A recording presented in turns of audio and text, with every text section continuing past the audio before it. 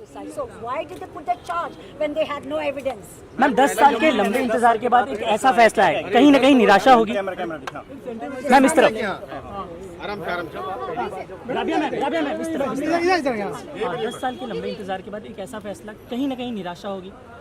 किस बात की निराशा? 306 के लिए मैं क्यों निराश हो जाऊंगी भाई? मुझे तो निराशा सीबीआई से है, एजेंसी से है, दोनों एजेंसी से, जिन्होंने मेरी बच्ची की के मर्डर को ऐसी दरबदर कर दिया।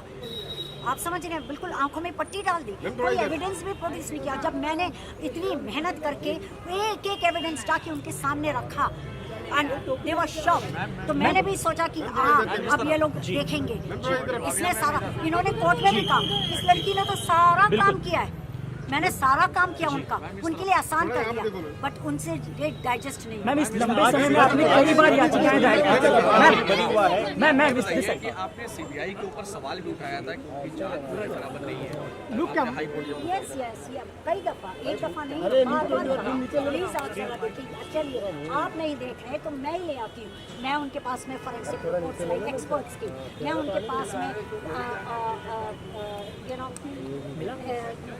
3-4 एक्सपर्ट की रिपोर्ट्स लेकर आई। मैंने उनके सामने सिमिलर काइंड ऑफ लिटरेचर उनके सामने रखा, यहाँ तक कि to be very frank, there were no evidence. The phone was not the same, the dupatta was not the same, nothing was same. On what basis they will do?